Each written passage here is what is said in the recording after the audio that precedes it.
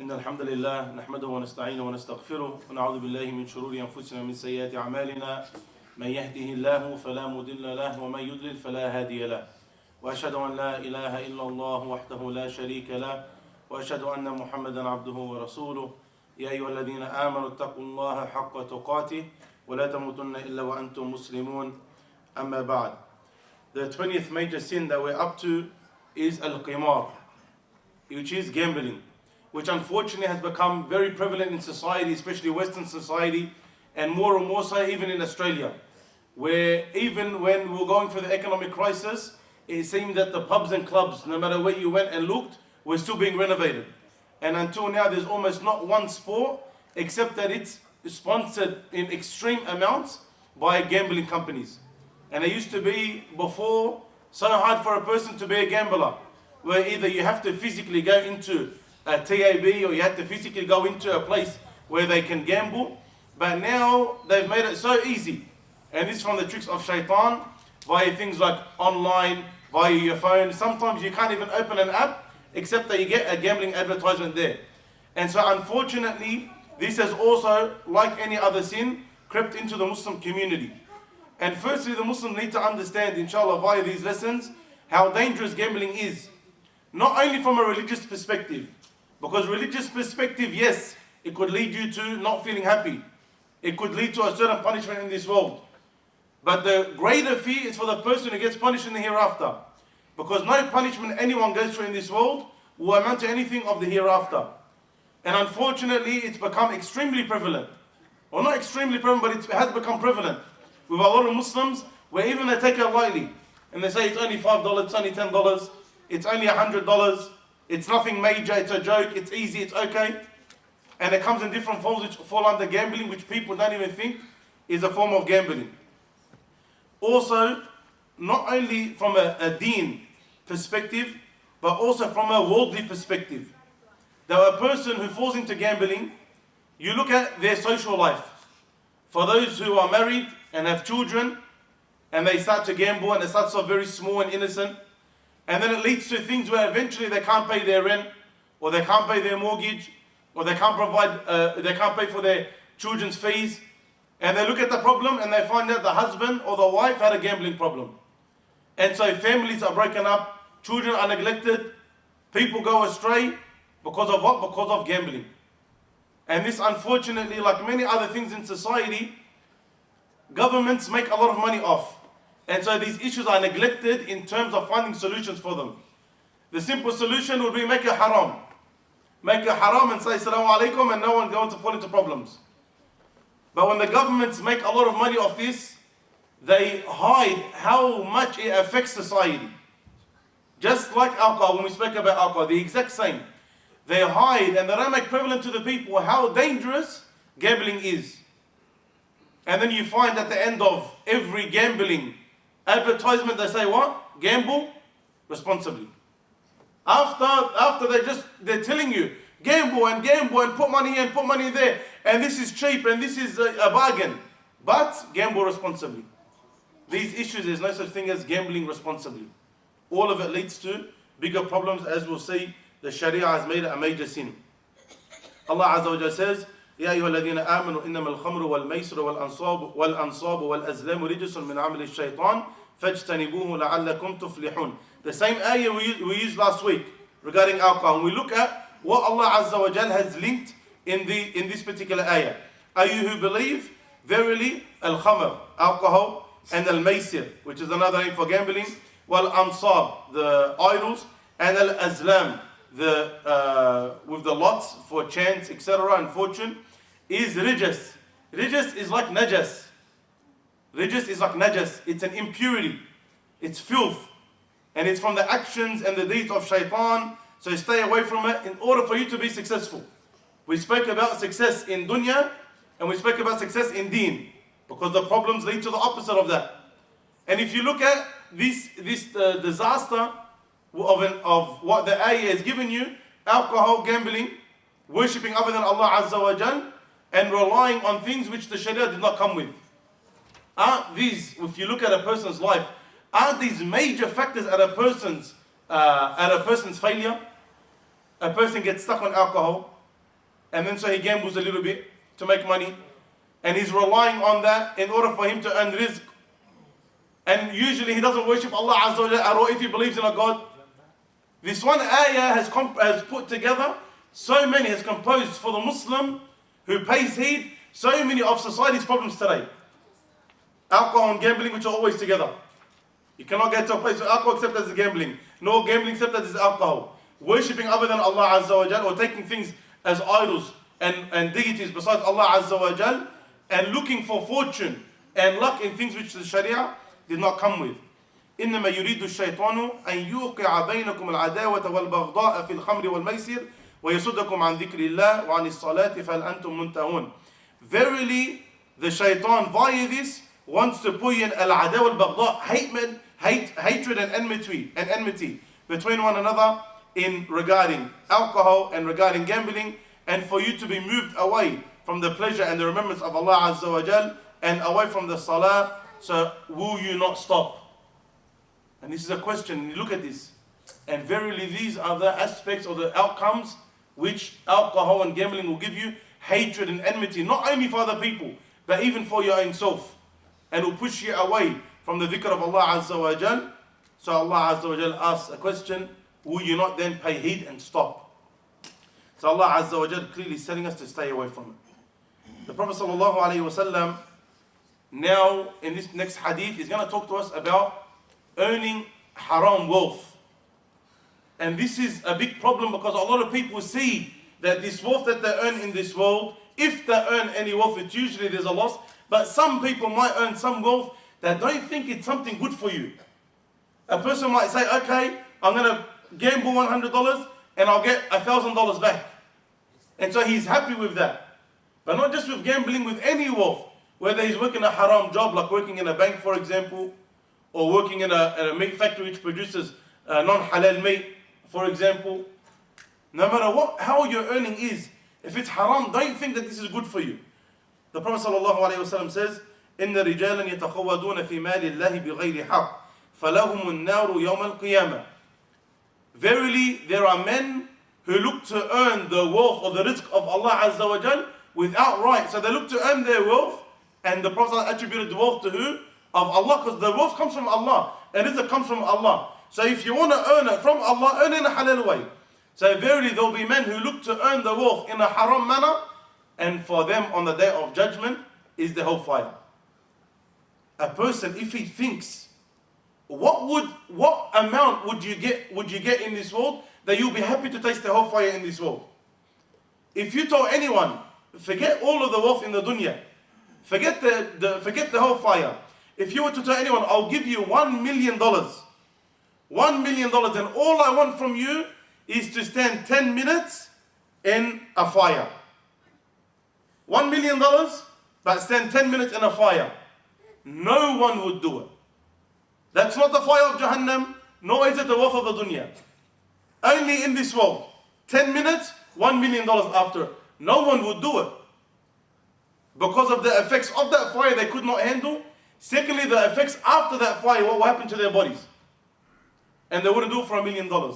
How then do people, Muslims, who believe in Allah, who know that gambling is haram, willingly go to places and they gamble where they might, if they earn anything, earn a few hundred or a few $1,000s, knowing that they're putting themselves at risk on being burnt on the day of judgment. And the day of judgment, that one day is equivalent to 50,000 years. And then every day after the day of judgment is equivalent to 1,000 years. How then will a person be willing to put himself in such a situation? The Prophet ﷺ in the next hadith is going to show you how dangerous sinning regarding gambling is. To the extent where not even you have to commit the sin for you to be sinning. Not even you have to commit the sin for you to be sinning. That simple intention to commit the sin is enough. The Prophet ﷺ says, "Man qala li sahibihi ta'ala uqamiruka falyatasaddaq." Whoever tells his friend, "Come, let's go gamble," or "I'll gamble," or I'll make a bet with you. Yani you bet, I bet, the winner takes the money. Whoever says that to his friend, then he has to go and give sadaqah. Did he commit the sin? No, he didn't commit it. He didn't actually go. He simply had the intention to do it and just told his friend, let's go and do it. He didn't do it, but he told his friend, let's go and do it, and he was serious about it. That person says, the Prophet ﷺ said, that person has to give sadaqah. فَلْيَتَصَدَّقْ فِعْلْ الْأَمْرِ. Let him go and give sadaqah. So a person needs, even if they intended and they were serious about their intention of going to gamble, to show you how severe the sin is, he still has to do like a kafara, like an atonement for that sin, where he goes and he gives sadaqah in order to wipe out that sin, each one according to his ability. Look how dangerous such a sin is, to the extent where you have to pay a kafara even though you didn't commit the actual sin.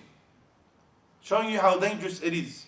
Not only because, like we said, in this life, it causes you, or in the hereafter, it causes you massive problems regarding Jahannam and puts you in a very dangerous situation, but also in this world. Also in this world, because of all the social problems that it causes.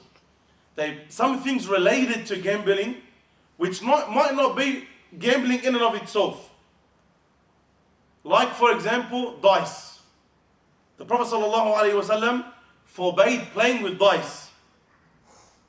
A lot of the kids' games are with dice. And a lot of the school activities are with dice. And a lot of the oldies, they play with dice. And they think it's nothing. And nard. They think it's nothing. The Prophet ﷺ said, Man la'aba bin nardish, or bin nardashir, nardashir, which is a Persian word for the word nard, which is dice. فَكَأَنَّمَا صَبَغَ يَدَهُ فِي لَحْمِ الْخِنْزِيرِ وَدَمِهِ. It is as if he put his hand in the meat of pig and the blood. Now if you get a nice piece of bacon and put it in front of a person, nice and cooked and spices around it, will the Muslim touch it? Will the Muslim touch it? He wouldn't touch it. He's got enough fear of Allah not to go to a nice piece of cooked bacon. How then if you were to get the meat and the blood of a pig and put it next to a person, would that person touch it? Of course not. The Prophet ﷺ is saying the one who plays with the dice, this is what he's doing. Because of how bad the problem can lead to in the future. And the Prophet ﷺ also said, Man la'ib bin nard, faqad asa Allah wa rasulahu. Whoever plays with dice, or whoever plays with the die, has disobeyed Allah and His Messenger. Now if you look at most of our games, they're to do with what? They're to do with dice. And this is a sin. And all of the ulama agree that this is not allowed, to play with dice. Then you have other games which are included in it. Not because they're like dice in and of itself, but they share the same characteristics. What's the purpose of shaitan regarding alcohol and gambling? To move you away from the remembrance of Allah Azza wa Jal, and to do what? To put hatred and enmity between you, and to move you away from the salah. So many of the ulama spoke also about chess.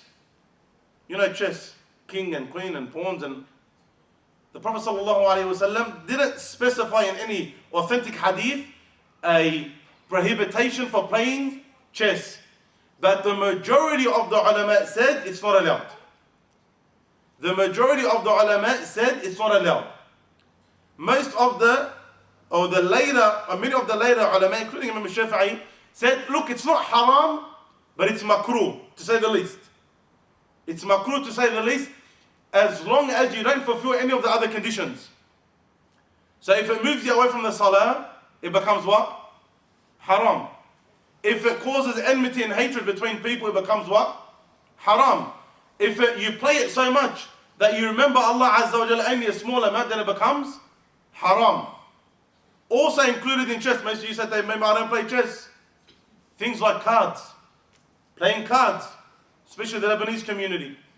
Or the Arabs in general. They love cards. So when they're sitting playing cards, and any Arab will tell you, how many fights happen because of them playing cards? How much time is wasted because of them playing cards? How much times people say words of kufr, billah, because of playing cards? How much a time do people punch on fight physically, besides the swearing and the cutting off the ties of kinship, actually physically harm each other because of cards. If you were to say it's makruh, if that is disliked but not prohibited, if any of the above conditions are met, yani they fight or it causes hatred or it moves away from the salah, etc., then this becomes haram for them to play. Just like any other activity, but especially these. And these have extra weight on them because they're very similar to gambling. And this is what made a lot of the ulama say that it's haram. Because it's very similar to gambling. Why is dice haram? Because it's one step away from gambling. Why did they say things like chess are haram? Because also people use it for gambling. Regarding cards, why do a lot of people, why do many of the ulama say it's haram? Because one step away from gambling. And don't think that something is innocent remains innocent. How many of our shabab, yani the Muslim youth, now play poker? And it didn't start off with none of them knew how to play poker before. But they started off with playing what? 400 we call it in Arabic. They started off playing 400. And then from that, they were used to playing cards. So when they're non-Muslim, and I know this first-hand experience, when their non-Muslim friend invited them to play poker, it was a natural transition. Right at the beginning, it might be with no money. You have the fake chips.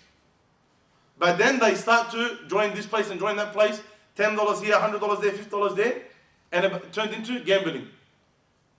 So all of these things, if a person feels that's going to lead him to haram, or it has any of the things that we mentioned, moves him away from the dhikr of Allah, like a person stops coming to lessons because he's playing cards. This is haram.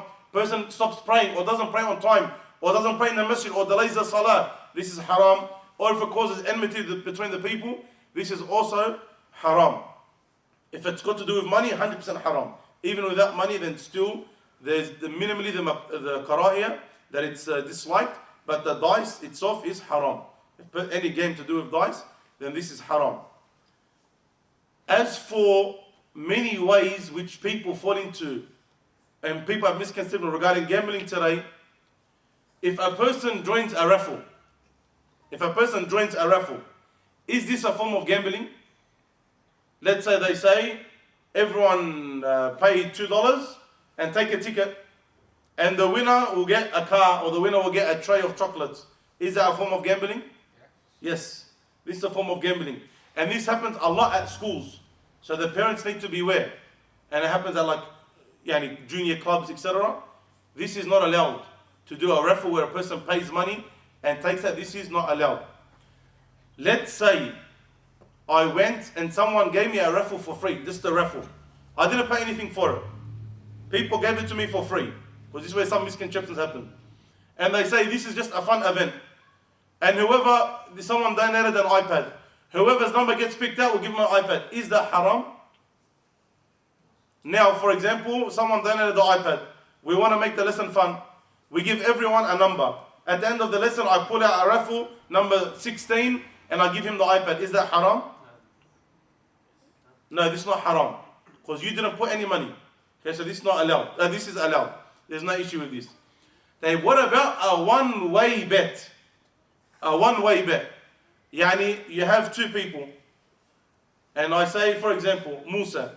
I say, Musa, if you kick the ball and you get it in the hoop, I'll give you $10. And if you miss, khalas, I don't give you anything. Is that haram? Is that halal or haram? Huh? Haram? Why? I gave him money, but there was no chance regarding him losing. Okay, gambling is when the people put and the chance you win or lose. I put $20, you put $20, whoever wins takes it. This is not allowed. As for if I say to him, this becomes like a prize. Like a prize. I say to him, here, he's $10. If you get it in the hoop, you get to keep it. If not, then I take the money. Did he lose anything? No. He can only gain or not lose anything at all. This is allowed. Again, this becomes like a prize rather than gambling. There's certain times people putting money is allowed, and these are usually regarding things to do with jihad. Okay, but this is different. Things like horse racing, etc. They're allowed to put money, and they're allowed to because this is specific for a specific reason. And the Prophet ﷺ allowed certain things, but generally speaking, what we see in our day-to-day life, this is not allowed. And we need to remember, dear brothers, that even if it's $5 or $10, but it's haram, you do not want to stand in front of Allah subhanahu wa ta'ala and be asked about it. Because a person will stand on the day of judgment, as the Prophet sallallahu alaihi wasallam said, and his 2 feet will not move until what? He's asked about 4 things. From amongst those 4 are 2 questions regarding his wealth. Where he earned it and how he spent it. So the person that gambles, he's failed both. Because he spent it in gambling, and if he earned any wealth, he earned it from gambling. And this is something that we need to as well instill in our children, that how dangerous it is and the problems that it causes. And we need to teach them the stories of the people who started off small and ended up in bigger things. Because unfortunately, as we mentioned, it's extremely widespread and many people are involved in it. The next major sin, slandering chaste women. Chaste women means she's innocent. And slandering means a person accuses her of zina. So accusing an innocent woman of zina. And this is as well another sin which unfortunately has become widespread. Where a lot of people use phrases which indicate that the woman is a non-chaste woman. We can't say it now because but for the older men or for the teens and up, for example, there's a 4-letter word beginning with S, ending in second letter L. Okay, this is a word which indicates that the woman is an unchaste woman. This is not allowed, and it falls under the same punishment as you'll see. If a person says, Ya ibn al-haram, or Ya ibn haram, oh son of haram, it means you're accusing his mum of zina. Falls under the same ruling. And we're going to say this is not an easy punishment to cop. But unfortunately, when the Sharia is not implemented and the ilm is not widespread, people say things left and right which is not allowed. People are saying words, one word. Okay, well, there's a lot of words, but there's also a lot of kids. Okay, all of these words that indicate that the woman is an unchaste woman, then these have a prescribed punishment. And the Imam read the same ayat in the Salah. Allah Azza wa Jalla says, إن الذين يرمون المحصنات الغافلات المؤمنات لعنوا في الدنيا والآخرة ولهم عذاب عظيم يوم تشهد عليهم ألسنتهم وأيديهم وأرجلهم بما كانوا يعملون.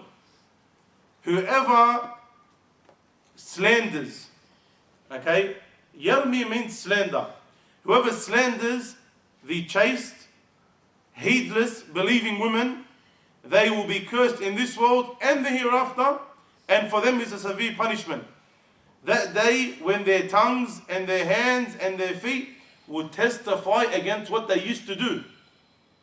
So this is very dangerous. Because a person spoke and that one word earned you the curse of Allah Azza wa Jal. What does the curse of Allah mean? When he says, the Prophet said, لَعَنَ اللَّهُ فُلَانُ وَفُلَانُ وَفُلَانُ وَفُلَانَ. What does that mean? Allah's curses upon them.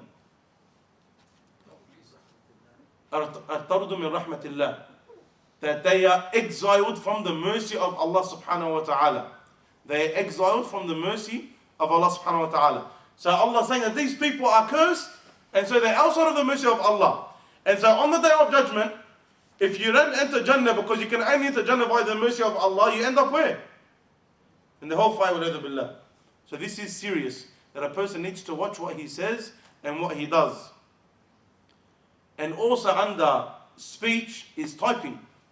And this is as well, a lot of people try and be smart here. They say, I'm not going to say it, but I'll just type it. You typing online or in a message, all of this falls under the same ruling. Also Allah subhanahu wa ta'ala said, وَالَّذِينَ يَرْمُونَ الْمُحْصَنَاتِ ثُمَّ لَمْ يَأْتُوا بِأَرْبَعَةِ شُهَدَاءَ فَاجْلِدُوهُمْ 80 جَلْدًا وَلَا تَقْبَلُوا لَهُمْ شَهَادَةً أَبَدًا أُولَٰئِكَ هُمُ الْفَاسِقُونَ. And those who slander the innocent women, or those who slander the chaste women, and they do not bring how many witnesses? 4. What's their punishment? Whip them how many times? 80 times. Whip them 80 times and do not accept their testimony ever after that. And verily they are the extremely evildoers. Many stories many stories from the history of Islam, even from the time of Khulafa al-Rashidin like Umar radiallahu anhu, where three righteous men came to Umar ibn al-Khattab radiallahu anhu and said, we seen this person commit zina. What's Umar's natural reply? Umar is alim. What's his reply to the meaning? Do you have another one? Is there 4 or just 3 of you? Only 3. You don't have a 4th? No, we don't have a 4th. Only 3 of us, but we seen him do it. What's his punishment? Did the other person that they said committed zina get punished? No. What's their punishment? They all got whipped. They all got whipped because they came under the same ruling. If a person accuses another person of zina and they do not have 4 witnesses, then they get whipped 80 times. That's the punishment in this world. So when a person calls another woman a bad name, or a person spreads rumors, and wallahi this is very bad, where a person spreads rumors about a particular woman, I heard she cheated on her husband. Or I'm sure I seen her with another man cheating on her husband. When you say that, when that word comes out of your mouth, you are now eligible for this. The question is posed, do you have 4 witnesses? His answer is going to be, no. So what's his punishment? It's not, you just give him advice, akhi, wallah, it's better you don't say this. If it's in court, his punishment is that he gets whipped 80 times. So a person needs to be careful about the claims that he makes. This is not regarding husband and wife. Okay, their ruling is different in Sharia. This is regarding people who are non-maharim. Okay, so it's not about like your sister or your mother or your daughter, non-maharim. So a strange woman who you're eligible to marry, etc. These women, if you send them, then you fall under that punishment. The other ones have different rulings. But it's severe punishment, 80 whips, simply for something that you said, even if you were to have 3 witnesses pleading their case. If they didn't have a 4th, then they're eligible for that punishment. And these ayat and the likes of it came down regarding what? These ayat about talking ill of the chaste women, believing women, came down regarding Aisha radiallahu anha, where the hypocrites accused her of zina. The ayat came down and that issue was finished. And no one spoke of it ever again. Except who? Except the Shia. And every year the Shia do what? On the 10th of Muharram? The Ashura. Huh? What do we do on Ashura? We fast. As per the Sunnah of the Prophet ﷺ. They do what? They apply the Sharia on themselves. They apply the Sharia on themselves by whipping themselves. Okay, Allah told them 80 whips. Taban, they don't do this on purpose, but it shows the humiliation that they have. It shows the humiliation on that whole sect. Those who curse Aisha radiallahu anha, they come and they whip themselves. And it shows you the filth of such people. It shows you the filth of such people that they slander everything to do with their religion. Everything to do with their religion. That any sane, logical, intellectual person will say, yes, this is correct. They come and say, no, this is wrong. The companions of the Prophet ﷺ, no, they're all hypocrites. Except 2 or 3 of them. The mothers, the Prophet, Allah told you in the Quran, that the wives of the Prophet ﷺ are what? They're your mothers. The wives of the Prophet are your mothers. وَأَزْوَاجُهُ أُمَّهَاتُكُمْ. His wives are your mothers. And what do? They slander them. This one's a non-Muslim, this one's a hypocrite, this one's this one's that, and that one committed zina. Would anyone accuse his mother of zina? No one would accuse her. طيب, and what proof do you have? You told me, this Shia, what proof do you have that Aisha radiallahu anha committed zina? They have no proof. How then do you get left and right speaking about this issue? And this is why the ulama said, or one of the reasons the ulama said, that those who have certain of these traits from the Shia, like slandering Aisha radiallahu anha, they are non-Muslims. They are outside of the fold of Islam, because Allah Azza wa Jal clearly stated in the Quran that she is free from the slanders that they bring against her. And so anyone who slanders her after these ayat has left the fold of Islam because he's belied the Quran. But alhamdulillah, they whip themselves every year, and this brings a slander against them. Not only that, Allah Azza wa Jal made very prevalent amongst the Shia mut'ah. Mut'ah, yani, they get married to a woman for a certain amount of money, for a certain amount of time. And so Allah Azza wa Jal made it between all of the ummah that these people, they're not pure people, they're not decent people. And many of the Shia do not know who their fathers are. This is a fact.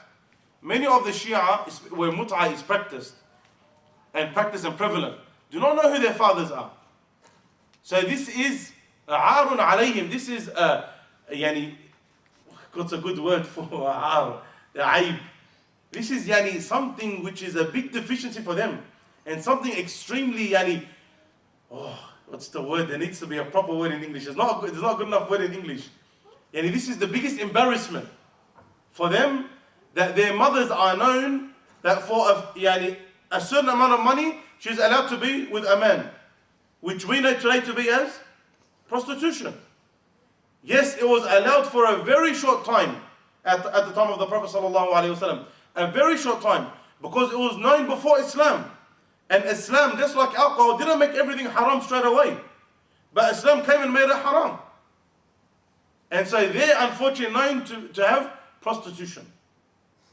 And just like they slandered Aisha anha and questioned her reputation and her chastity, Allah Azza wa Jalla placed that on the women of the Shia and the sons of the Shia. Wa billah. May Allah Azza wa Jalla guide them or save us from their mischief. The Prophet ﷺ says in a longer hadith, no, don't worry about that one for now. The Prophet ﷺ says now in a shorter hadith, إن الرجل لا يتكلم بالكلمة ما يتبين فيها يزل بها في النار أبعد مما بين المشرق والمغرب. A man, this is a different narration to one that we said last week. Last week we bring a similar narration, this one has some different wording. A man will say a word, he doesn't pay attention to it. ما يتبين لها. Or he doesn't pay much attention to it. يزل بها. He will fall because of that word in Jahannam, the distance what's between the west and the east. And this is dangerous. Why? Because you didn't pay attention to that word. Now if it could be something as simple as a swear word, it could be something as simple as backbiting someone, it could be something as simple as lying, but this is greater than that. Because not only have you committed the sin of slandering an innocent and chaste woman, what else have you done? That's a sin regarding Allah Azza wa Jal. You've also now spoken about someone and so taken their right and oppressed them. Which means on the day of judgment, what do they get to do? They get to take from your hasanat. And if they run out of hasanat, what do you give them? Some of your sayyi'at. So it's dangerous. Not just with slandering, but talking about anyone. Especially lies and reputation. You speak, and so you cop it back. If not in this world, on the day of judgment, when it really matters. If you have any hasanat, they take as much as they want. And if you run out of hasanat, what do? You take from their sins. So your sins were enough of bad for you. But because of the extra speech and you're copying other people's sins, this makes you stay in Jahannam wal-'adhu billah longer. So take heed, dear brothers and dear sisters, to not speak about anyone, especially backbiting and slandering is one thing, but especially regarding a person's chastity and reputation, that this woman has committed this, or I heard this woman cheated on her husband, or to say certain words which we mentioned, which we alluded to before. All of this falls under the major sin. And if we had Sharia and that person was taken to court, they would be asked, do you have 4 witnesses? No. They would be whipped 80 times. And if not, then they still fall under the other punishment, which is the curse of Allah Azza wa Jal, and committing a major sin, and the possibility of entering Jahannam wal-'adhu billah in the hereafter. The next major sin, the 22nd major sin, stealing from the war booty, from what the Muslims gather from war, from the enemy, from money and armor and weaponry, etc. Stealing from that, or from Bayt Mal al-Muslimin, Bayt Mal al-Muslimin, so all of the money of the Muslims goes into a specific place. Let's just say the Reserve Bank of Australia, the Muslim will have a place where its wealth is stored. And so if a person steals from that, or from the war booty, because the war booty belongs to the Muslims, then this is specific punishment. This is not talking about theft in general. This is talking about specific theft. Allah Azza wa Jalla says, إِنَّ اللَّهَ لَا يُحِبُّ الْخَائِنِينَ. Allah Azza wa Jalla does not love those who are traders. And why are you being a trader here? Because you're stealing from the money of the Muslims. So it's like you're going against the Ummah of Muhammad Sallallahu Alaihi Wasallam. And so it's like you follow the same traits of the traders. Allah Azza wa Jalla also says, وَمَا كَانَ لِنَبِيٍّ أَن يَغُلْ وَمَنْ يَغْلُلْ يَأْتِ بِمَا غَلَّ يَوْمَ الْقِيَامَةِ. And it is not for a prophet to ghul. What ghul? To steal from the war booty. So that after the war, everything is collected, and for you to steal from that. And whoever steals from that wealth, from the war booty, he will come on the day of judgment with it. The Prophet ﷺ says in the longer hadith, summarized, whatever you steal, you will come carrying it on the day of judgment, from the war booty or from the Bayt Mal al-Muslimin. Whatever you steal, you will come carrying it. So if you stole a camel, the enemies had camels, they were defeated, the Muslims took the camels. If you steal the camels, you'll come on the day of judgment asking Rasulullah ﷺ to help you. The camel is crying out, and you ask Rasulullah, help me. The Prophet ﷺ reply will be, I cannot help you, I warned you. This is the day of judgment.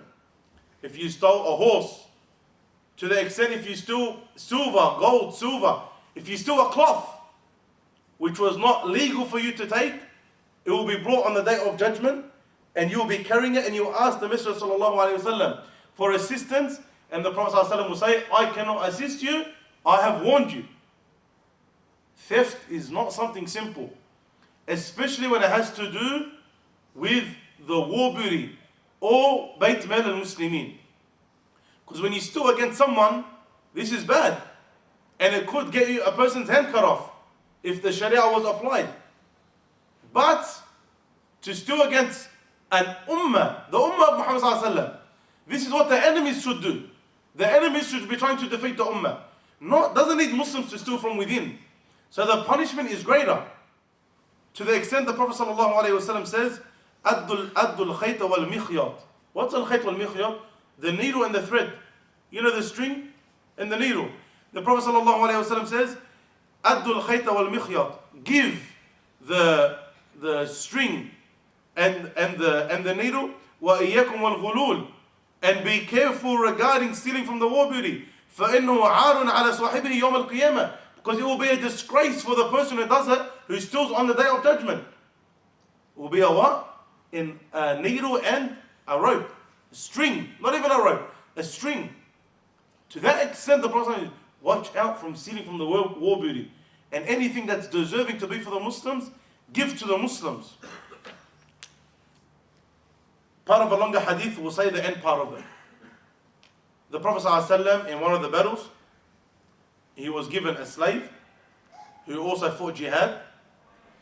And when in their travels, that slave was shot with an arrow and he died. So a person dies in jihad. What's the obvious reaction from the companions of the Prophet ﷺ? Shahada. He's a shaheed. Congratulations to him. The Prophet ﷺ says, كلا والذي نفسي بيده إن الشملة لا تلتهب عليه نارا أخذها من الغنائم لم تصبها المقاسم. The Prophet says, nay, no. Rather, by the one who my soul is in his hand, and he's taken an oath, he is burning in his grave, and the fire is flaming up in his grave. Why? Because he took from the war booty what didn't get split up yet. The Prophet is going to split up the war booty, and everyone will take their share. But he took from it and he stole from it without its right, and so he'll be what? He's burning in his grave. What did he steal? A shamla. Shamla is a piece of cloth. A shamla is a piece of cloth. If any of you now were to say, if a person stole a piece of cloth and he went, and then he came back and said, "Khalas, just don't worry about it. You took the piece of cloth, no issue." You're not going to think much of it. Oh, he stole a cloth. This person steals this and this person steals that, and he stole a piece of cloth. What did the Prophet say is his punishment? What did the Prophet say is his punishment? That he's burning over that cloth. And he died where? Where did he die? On the battlefield. So a person needs to beware. One, for the people that have the misunderstanding that khalas, the person's in jihad, that's it, there's no wrong they can do. That's completely incorrect. Secondly, even if you're in a privileged situation where you're on the battlefield and you were to die in a privileged way, which is being shot by an arrow, because of that sin of stealing from the war booty, the Prophet ﷺ says that he will be, he's burning because of it. قال ففزع الناس. The Rawi is saying that the people became fearful. فجاء رجل بشراك أو شراكين. So a man came to the Prophet ﷺ because they were scared now. And he brought a sharak. What's a sharak? Less than a rope. You know your shoelaces? Before the shoes used to be made out of leather. These are the straps for leather. Okay, so he bring the straps of leather. 1 or 2 straps of leather. And the Prophet, and he said that I got it on the day of Khaybar. The Prophet ﷺ said, Sharakun or Sharakani min nar. A strap or 2 from the hellfire. Because he took it how? In an illegitimate way. So a person needs to watch out what money he's taking. And we spoke as well previously about taking the money of the orphans unlawfully. This also could be applied today because there's no Bait Mal al-Muslimin. But for those working in charities, or if you're given money regarding charity, or you want to collect money for a certain charity, if you take from that money illegally, you could also fall, Wallahu alam, under the same punishment. Because you're taking now, if someone gives you $1,000 for example, refugees, that $1,000, is it your money or is it the money of the Muslims now? The money of the Muslims. So like you're stealing from Bait Mal al-Muslimin, Wallahu alam. It's like you're taking the money from the Muslims. And Allahu alam, whether you fall under the same punishment or not, but you see how severe it is.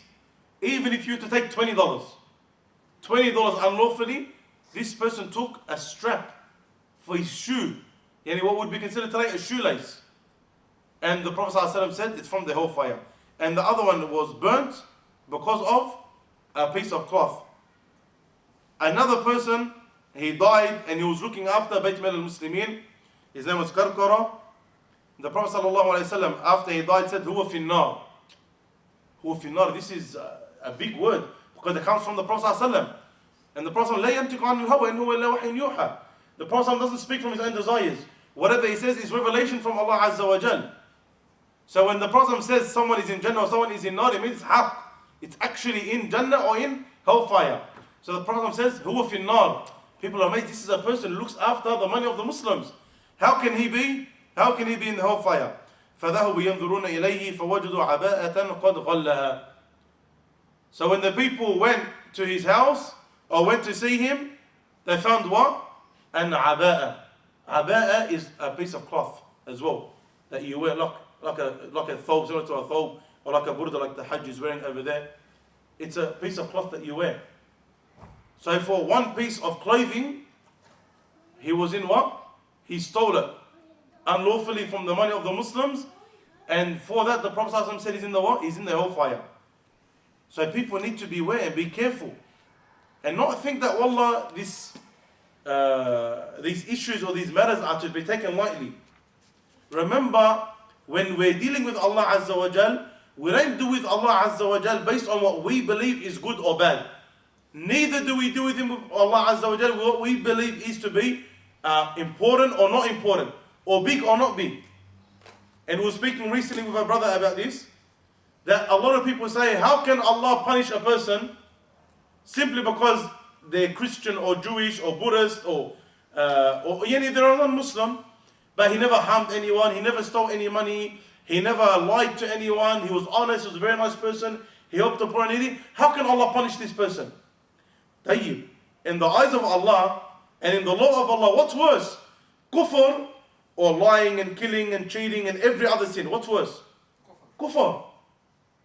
That person's trying to do with Allah based on what he thinks is okay, good and bad. That, yani, if a person is a nice person, why should it doesn't matter what he believes in, khalas. Why should Allah punish him? And if that person, taban, this is shallow intellect. If a person was to think a little bit more, he would say, even with his own son, if he was to tell his son, get me a cup of water, and his son said to him, no, I'm not going to get you a cup of water, what would the father do to his son? Probably illegal things. Okay, he's not going to say, okay, here, here's a card, thank you, then do it again.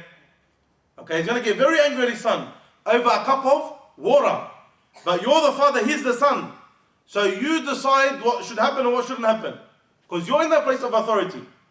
Another person might say, why are you going to get angry at your son? It's only a cup of water. What do you reply? This is my son. And I'll treat him out and I'll raise him how I want. And this is Allah Azza wa Jal. And Allah deals with us the way He wants. And Allah has ultimate knowledge and wisdom on how to run the universe and what to place for us as a Sharia.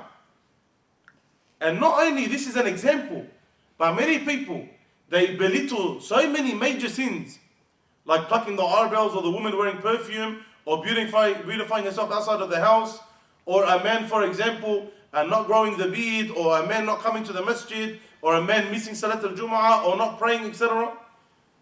People belittle these matters. And they think, khalas, yani, what's the big issue? I'm still a good person. It's not up to you to decide what's Sharia and what's not. It's not up to us to decide what's big and important and what's not. This is the deen of Allah. And our job is to submit to the deen of Allah. We've seen a person be punished in the hellfire over a cloth. And another one over leather shoelaces. And they were in jihad. It's not enough for us to say, well, I'm a good person, I do good. I don't think any of us have been in jihad before. And our sins are not they don't equate to a simple shoelace or a piece of cloth that we stole. Some of us are committing much worse. But our job is to submit to the text, to the Quran and to the Sunnah of the Prophet ﷺ, as long as it's authentic, and to understand them the way the companions understood them, and the Salaf, the pious spirits, understood them, and to live our life accordingly. And the one who submits himself to Allah, wallahi, he's the one who will be happy. And the one who tries to put his own intellect and logic and worship Allah the way he feels is appropriate, wallahi, this person will be the worst of people. Deen-wise and also dunya-wise. And these people will never be successful in this world nor in the hereafter. So these are some more major sins. Inshallah, we'll continue the series. But it's important, dear brothers, that we learn and we implement and we spread and we ensure that we try our best, that Allah Azza wa Jal is pleased with us, and we constantly repent, so that the day that we die and the day that we go back to meet Allah Azza wa Jal, we have no sins and Allah Azza wa Jal is pleased with us. Allahumma rida anna wa sallallahu ala Muhammad wa ala ali Muhammad wa sahbihi ajma'in.